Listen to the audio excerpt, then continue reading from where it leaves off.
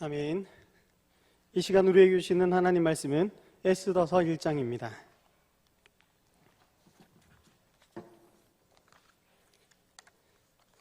에스더서 1장 1절에서 22절까지 말씀을 보겠습니다.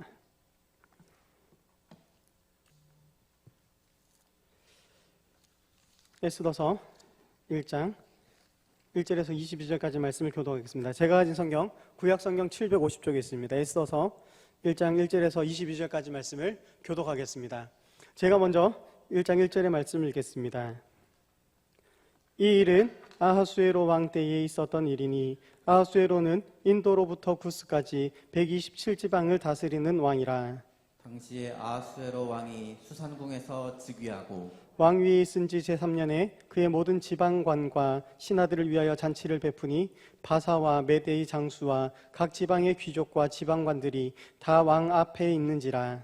왕이 여러 날 곧 180일 동안에 그의 영화로 온 나라와 부함과 위엄의 혁혁함을 나타내니라. 이 날이 지남에 왕이 또 도성 수산에 있는 귀천간의 백성들을 위하여 왕궁 후원들에서 7일 동안 잔치를 베풀세. 백색, 녹색, 청색 휘장을 자색하는 배의 줄로 대리석 기둥 은고리에 메고 금과 은으로 만든 걸상을 허반석, 백석, 은모석, 흑석을 깐 땅에 진설하고 금잔으로 마시게 하니 잔의 모양이 각기 다르고 왕이 풍부하였으므로 어주가 한이 없으며 마시는 것도 법도가 있어 사람으로 억지로 하지 않게 하니 이는 왕이 모든 국내 관리에게 명령하여 각 사람이 마음대로 하게 함이더라.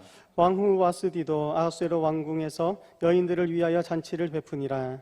제7일에 왕이 중이 일어나서 어전넷이 무만과 비스다와 하르보나와 빅다와 아박다와 세달과 가르가스 7사람을 명령하여 왕후 와스디를 청하여 왕후의 관을 정제하고 왕 앞으로 나오게 하여 그의 아리따움을 뭇 백성과 지방관들에게 보이게 하라 하니 이는 왕후의 용모가 보기에 좋음이라. 그러나 왕후 와스디는 내시가 전하는 왕명을 따르기를 싫어하니 왕이 진노하여 마음속이 불붙는 듯 하더라. 왕이 사례를 아는 현자들에게 묻되 왕이 규례와 법률을 아는 자에게 묻는 전례가 있었는데 그때 왕에게 가까이 하여 왕의 기색을 살피며 나라 첫 자리에 앉은 자는 바사와 메대 7지방관 곧 가르스나와 세달과 아르마다와 다시스와 메레스와 마르스나와 무무간이라. 왕후 와스디가 내시가 전하는 아하수에로 왕의 명령을 따르지 아니하니 규례대로 하면 어떻게 처치할까? 무무간이 왕과 지방관 앞에서 대답하여 이르되 왕후 와스디가 왕에게만 잘못했을 뿐 아니라 아하수에로 왕의 각 지방의 관리들과 뭇 백성에게도 잘못하였나이다. 아하수에로 왕이 명령하여 왕후 와스디를 청하여도 오지 아니하였다 하는 왕후의 행위의 소문이 모든 여인들에게 전파되면 그들도 그들의 남편을 멸시할 것인즉 오늘이라도 바사와 메대의 기부인들이 왕후의 행위를 듣고 왕의 모든 지방관들에게 그렇게 말하리니 멸시와 분노가 많이 일어나리이다. 왕이 만일 좋게 여기실진데 와스디가 다시는 왕 앞에 오지 못하게 하는 조서를 내리되 바사와 메대의 법률에 기록하여 변개함이 없게 하고 그 왕후의 자리를 그보다 나은 사람에게 주소서. 왕의 조서가 이 광대한 전국에 반포되면 귀천을 막론하고 모든 여인들이 그들의 남편을 존경하리이다 하니라. 왕과 지방관들이 그 말을 옳게 여긴지라 왕이 무무간의 말대로 하여 각 지방 각 백성의 문자와 언어로 모든 지방에 조서를 내려 이르기를 남편이 자기의 집을 주관하게 하고 자기 민족의 언어로 말하게 하라 하였더라. 아멘. 할렐루야. 예, 주일 오후 예배에 나오신 여러분들을 사랑하고 축복합니다. 우리 납치 여러분 인사하겠습니다. 잘 나오셨습니다. 이렇게 한 번 더 인사하겠습니다. 함께 은혜 받읍시다. 그리고 마지막으로 이렇게 한번 서로 인사했으면 좋겠습니다. 놀라운 섭리 안에 하나님의 복을 누리시기 바랍니다. 할렐루야. 여러분들이 이 자리에 있는 것도 하나님의 놀라운 섭리 안에 있다는 사실을 기억하시기 바랍니다. 그리고 그 섭리 안에서 하나님께서 이 시간에도 우리에게 말씀해 주시고 그 말씀으로 풍성한 은혜 부어주심을 주님의 이름으로 축원합니다. 2002년도 우리나라 월드컵이 있었을 때요, 그 당시에 우리나라 10대에서 30대까지 그 사람들의 사망 원인 1위는 교통사고였다고 합니다. 그런데 2020년 작년에 우리나라 10대에서 30대까지의 사망 원인 중 1위가 놀랍게도 자살이라고 하더라고요. 그만큼 우리나라의 젊은이들이 어쩌면 살아가는 게 힘들고 어려운지도 모르겠습니다. 2021년 1월 달의 통계에 따르면요, 청년 취업률이 41.1%였다고 합니다. 2명 중에 1명은 대학을 나와도 일자리가 없다는 거죠. 2002년도에는 취업률이 약 54%였다고 합니다. 그나마 지금보다는 조금 나았던 시대인데요. 그런데 IMF 이후로 은퇴 연령이 점점 낮아지고 있고요. 40대 중후반이 되면 퇴직을 해서 남아있는 긴 노후 생활을 걱정하며 막막하게 살아가는 사람들이 이제 점점 더 늘어나고 있다고 합니다.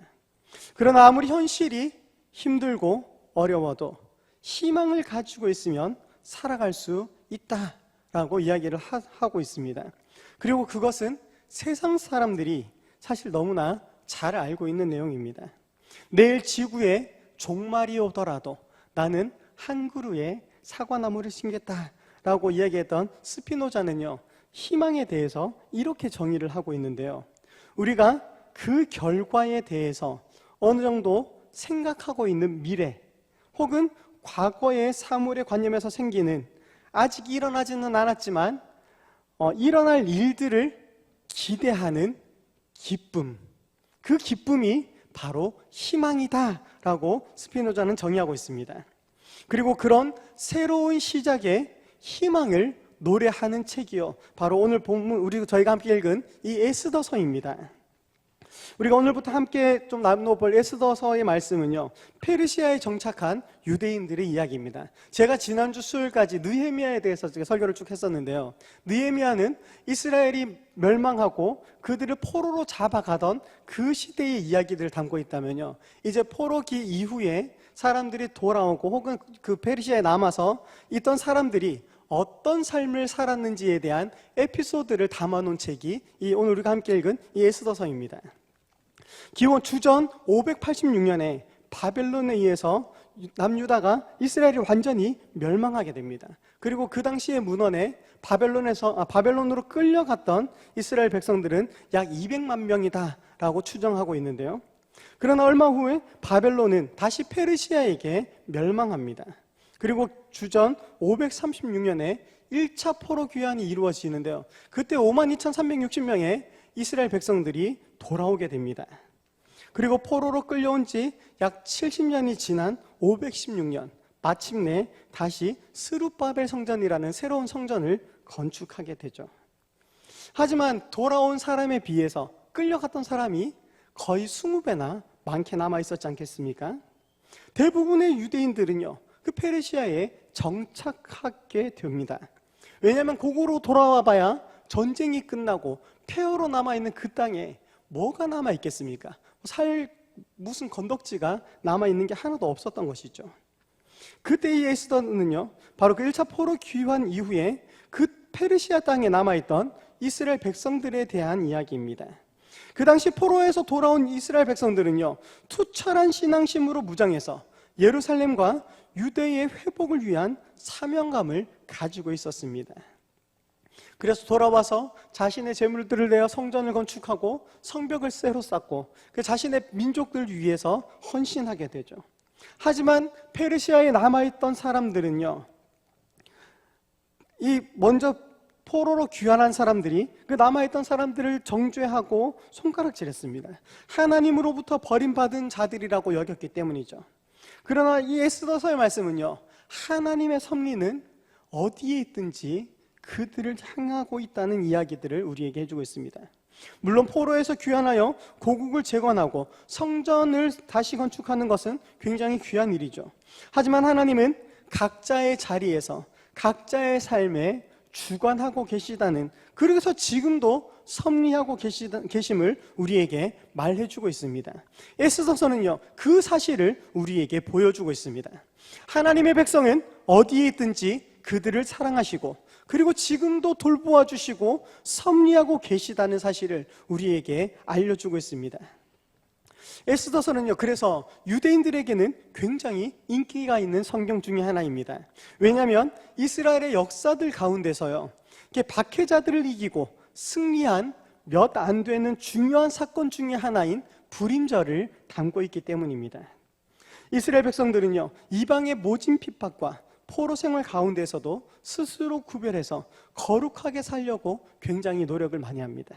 하지만 그런 종교심 때문에 오히려 더 많은 박해와 고난을 겪어야만 했습니다. 하지만 그런 어려움을 이겨내고 강대국의 왕비로 이 에스더가 뽑히게 되며 또 그 일을 하나님께서 자신의 민족을 여전히 인도하고 계시다는 사실로 믿게 만들었기 때문입니다. 하지만 우리 개혁주의 신앙의 전통에서요, 에스더서는 어쩌면 굉장히 찬밥 신세인 그런 성경인지도 모르겠습니다. 왜냐하면 첫 번째로 이 에스더서에는요, 하나님이라는 이야기, 하나님이라는 이름이 혹은 여호와, 그리고 일반적인 신을 지칭하는 그런 여호와 신이라는 명칭에 대한 언급이 전혀 없기 때문입니다. 아가서와 마찬가지로 이 에스더서는요, 그런 하나님에 대한 언급이 전혀 없었기 때문에 종교개혁가인 루터는 이 에스더서가 존재하지 않았으면 좋았을 것이다 라고 주장하기도 했습니다. 그리고 심지어 개신교 가운데서도 구약을 하나님의 말씀으로 가장 강하게 지지하고 선호하는 그런 전통에서도요, 이 에스더서는 그 큰 호응을 얻지 못합니다. 우리가 잘 아는 종교개혁가 칼빈은요, 에스더서를 본문으로 주석을 하지 않습니다. 심지어 설교도 하지 않습니다. 그러나 에스더서는요, 얌리아에서 랍비들에 의해서 정경으로 채택이 되고요, 그리고 초대교회에서 397년 카르타고 공의회라는 데서 이 에스더서를 정경으로 확증하게 됩니다. 중요한 것은요, 이 에스더서는 오늘 우리에게 하나님의 섭리를 알려주고 있다는 겁니다. 지금도 저 험한 세상에서 우리를 버려두지 않으시고 하나님의 뜻 안에 우리를 두시고 그 하나님의 손으로 지금도 우리를 인도하고 계시다는 사실입니다. 그렇다면 저는 오늘 이 말씀을 가지고 어떻게 하나님의 섭리를 바라보고 살아가야 할지를 두 가지로 함께 살펴보려고 합니다. 첫 번째는요, 하나님의 섭리를 우리는 믿음으로 보아야 합니다. 오늘 본문에 시작하는 1절에서는요, 그 페르시아의 임금의 이름이 나오는데요, 그 이름은 아하수에로 임금입니다. 이 아하수에로 왕은요, 다리오 1세의 아들인데요, 다리오 왕이 페르시아 바벨론을 점령하고 페르시아라는 이름으로 바꾸면서 마게도니아와 아나톨리안 지역을 전부 다 점령하게 됩니다. 그 여세를 몰아서 이제 그리스로 이 다리오 왕이 이제 점령을 하러 떠나게 되는데요, 배를 타고 그리스로 진격하게 됩니다. 그리고 내리던 그 지역이 마라톤이라는 지역입니다. 그런데 문제는요, 이 페르시아 사람들이 생각보다 배에 약했던 것 같습니다. 그래서 아테네에서 출발한 그리스 군들이 1만이었고 마라톤으로 진격했던 이 페르시아 사람들은 5만이었는데요 누가 이겼을까요? 5만 대 1만. 네, 상식적으로는 5만의 군대인 바벨론이 이겨야 되지 않겠습니까? 페르시아가 이겨야 되는데 이 마라톤 전쟁에서 놀랍게도 그리스가 승리하게 됩니다. 그리고 마라톤에서 아테네까지 거리가 몇 킬로일까요? 여러분들 잘 아시는 대로 약 42킬로입니다. 그리고 그 승리를 알리기 위해서 마라톤에서 아테네까지 뛰어갔던 사람, 그것을 기념하기 위해서 지금도 달리기 경주, 42.19km 달리기 경주를 마라톤 경주라고 이야기하는 겁니다. 그런데 그 전쟁에서 패배한 이 페르시아 왕 다리오 1세가요, 고국으로 힘없이 돌아와서 시름시름 앓다가 갑자기 죽어버립니다. 그리고 그의 아들, 오늘 본문의 아하수에로 왕이 왕으로 등극하게 됩니다. 이 아하수에로 왕은요, 다리오 왕과 더불어서 수많은 나라를 굴복시킨, 오히려 어쩌면 아버지보다 더 전쟁에 능한 왕이었습니다. 그래서 자신의 주변을 정리하고 왕이 된 지 1년이 지난 시점에서 다시 그리스를 재침공하기로 결정을 하고 공격에 나섭니다. 이때 8만의 군대를 끌고 가는데요, 여러분 잘 알다시피 그때 그리스를 도운 한 나라가 있었습니다. 그 나라는 바로 스파르타라는 나라입니다. 그 스파르타라는 나라가 이 페르시아 군대를 약 2주 동안 막게 됩니다. 그리고 그 2주 동안 그리스군은 다시 바다로 나가게 됩니다. 여러분 잘 알다시피 이 아하수에로의 다른 이름은요, 크세르크세스라는 이름을 가지고 있습니다. 이 크세르크세스가 스파르타의 300용사에 의해서 침공을 저지당하게 되지만 결국 아테네를 점령해서 불태워버립니다. 하지만 그 전쟁에서는요, 사실 그리스를 완전히 정복하지 못하고 다시 돌아오게 됩니다. 이건 테르모필레라는 전쟁을 일으킨 그 왕이었는데요. 이렇게 아하수에로는 끊임없는 정복 전쟁을 실시했고 마침내 이집트도 정복하고 대제국을 건설하게 됩니다. 그래서 1절에 보면요, 인도에서 구스, 지금의 아프리카 에티오피아까지, 인도에서 에티오피아까지 미치는 놀라운 제국을 건설합니다.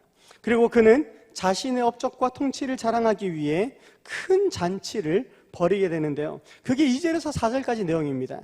약 180일 동안 잔치를, 그것도 127개의 지방의 귀족들과 관리를 차례대로 불러서 잔치를 벌이게 된 것입니다. 심지어 이 180일간의 잔치가 끝나자 다시 자신의 나라의 사람들을 위해 일주일 동안 또 새로운 잔치를 벌이게 됩니다. 그리고 9절에는 왕비인 와스디도 왕궁의 여인들을 위한 잔치를 별도로 이루게 됩니다. 이렇게 성대한 잔치가 계속되는 가운데 드디어 한 사건이 벌어지게 됩니다. 10절 11절을 보면 이렇게 이야기합니다. 잔치가 한창 무르익어서 기분이 좋아진 이 아하수에로 왕은요, 왕비였던 와스디를 부르게 됩니다. 왕비 와스디는 무척이나 아름다웠던지라. 왕비의 아름다움을 아하수에로 왕은 자신의 신하들에게 알리고 싶었습니다. 자랑하고 싶었던 거겠죠. 그런데 어떻게 됩니까? 12절 말씀은 이렇게 이야기합니다. 그러나 왕 와스디는 내시가 전하는 왕명을 따르기를 싫어하니 왕이 진노하여 마음속이 불붙는 듯 하더라. 어떻게 된 일인지는 잘 모르겠지만요, 아마 왕후였던 와스디는 평소에 왕의 총애를 많이 받았거나, 그래서 왕이 너무 잘해줘서 그랬는지 왕의 명령을 조금은 가볍게 여기지 않았나 하는 생각을 한 것 같습니다. 어떤 다른 한 문헌에는요, 왕이 이 왕후를 부를 때 머리에 왕의관을 정제하고라고 이야기를 했지만 왕 옷을 단정하게 입고 그리고 왕 앞으로 나오라, 그렇게 이야기를 한 것 같습니다. 하지만 그녀에게 이 왕의 명령을 어긴 것은 독이 되고 말았습니다. 아무리 왕비라고 할지라도 고대 사회에서 왕의 명령을 거절하는 것은요, 곧 반역으로 간주되기 때문입니다. 게다가 많은 신하들과 백성들 앞에서 왕의 체면이 사실 이만저만하지 않게 된 것입니다. 이 일로 인해 왕비였던 와스디가 왕의 노여움을 사게 됩니다. 화가 난 왕은 왕비를 어떻게 처리해야 할지 신하들에게 자문을 구하게 되죠. 왕의 신하들은 왕의 안색을 살피고는 다음과 같은 사유를 들어서 이 왕비를 폐위해야 한다고 이야기합니다. 17절에는 이렇게 이야기하는데요, 아하수에로 왕이 명령하여 왕 와스디를 청하여도 오지 아니하였다는 왕후의 행위의 소문이 모든 여인에게 전파되면 그들도 그들의 남편을 멸시할 것인지. 남성 중심의 가부장적인 사회에서요, 특별히 약 500년, 고대 주전 500년 시대에 남성의 힘이 절대적인 우위를 차지하는 그런 가부장적인 사회에서 이 왕비의 행위는요, 아주 나쁜 선례가 된다라고 이야기합니다. 이제 일반 가정집에서도 아내들이 남편을 멸시하는 일이 일어날 것이라고 본 것입니다. 물론 오늘날 남녀 평등을 바라보자면 사실 좀 이해가 되지 않는 내용들이지만요, 그 당시에는요, 납득할 만한 사유였던 것 같습니다. 어쨌든 이렇게 해서 왕비 어떤 와스디는 폐위가 됩니다. 그리고 전국에 조서가 내려지는데 그 내용이요, 참 재밌습니다. 우리 22절 말씀을 같이 한번 읽어보겠습니다. 22절 말씀입니다. 시작. 각 지방, 각 백성의 문자와 언어로 모든 지방에 조서를 내려 이르기를 남편이 자기의 집을 주관하게 하고 자기 민족의 언어로 말하게 하라 하였더라. 예, 그 당시에 남자들은 보통 전쟁을 하기 위해 집을 나가 있다 보니 그 당시에 집을 돌볼 수 있는 여자들, 그리고 그 여자들로 인한 많은 어려움들이 있었던 것 같습니다. 그래서 가부장적 중심의 가치관이 흔들릴 것을 염려해서 각 가정마다 가장으로서의 남편의 권위를 세워야 함을 명령하게 된 것이죠. 그리고 남편의 민족의 언어로 말하게 하라 라고 이야기합니다. 제국 내의 여러 민족들을 통합하고 그들을 포로로 잡아오다 보니 각기 다른 모습의 다른 언어들을 사용하는 부부들이 많이 생겨났다는 것입니다. 그래서 남편이 쓰는 말로 통일해서 써야 한다고 조서를 내리게 되죠. 이렇게 에스더서 1장은요, 이 페르시아에서 일어난 하나의 사건을 우리에게 알려주고 있습니다. 사실 그렇게 큰 사건이 아닐 수도 있는, 어쩌면 굉장히 사소한 왕비의 실수로 인한 한 왕의 노여움을 우리에게 말해줍니다. 그러나 우리는 이 일의 배후에 역사와 상황을 주관하시는 하나님의 섭리를 볼 수 있습니다. 이 일은 궁중의 법도나 혹은 당시의 관례나 왕의 체면의 문제가 아니라 세상 가장 높은 권좌에 앉으신 하나님의 손안에 모든 일들이 일어나고 있음을 우리에게 알려주는 사건이기 때문입니다. 하나님은 역사의 주인이 되신다는 것, 그래서 그 하나님께서 그들을 어떠한 상황에서도 버리지 않으시고 간섭하고 계시고 하나님의 섭리로 그들을 인도하고 있다는 것입니다. 하나님께서는 이 세상의 역사를 하나님의 구속 역사를 이루기 위해 섭리하고 계신 분입니다. 그리고 우리는 이 사실을 믿는 믿음의 눈으로 이 책을 바라볼 수 있어야 하겠습니다. 오늘을 살아가는 우리도 사실 비슷하지 않습니까? 세상은 악한 사람들이 득세하고 그래서 점점 더 악해질 뿐이라고 생각할 수도 있지만요, 하나님은 이 세상을 결코 버리지 않으셨습니다. 하나님의 계획하신 대로 그 섭리를 따라 지금도 우리에게 역사하고 계시며 그 주님의 구원의 역사를 지금도 이루어가고 계시다는 것입니다. 우리는 이 사실을 기억하면서 어두운 세상 가운데서도 결코 낙심하거나 좌절하지 말고 하나님의 구원의 섭리를 바라보며 그 믿음으로 한 걸음 한 걸음 나아가야 한다는 것입니다. 단순히 한 왕비의 폐위로 끝나게 된 이 사건이요, 결코 거기가 끝이 아니라는 것입니다.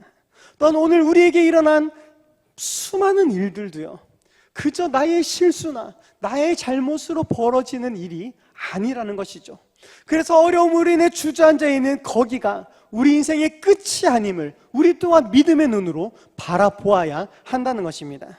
우리를 사랑하시는 하나님께서 지금도 우리의 삶 가운데 역사하셔서 하나님의 섭리대로 우리를 이끌어가고 계시다는 사실을 반드시 기억할 수 있는 그런 저와 여러분이 되시기를 주님의 이름으로 축원합니다.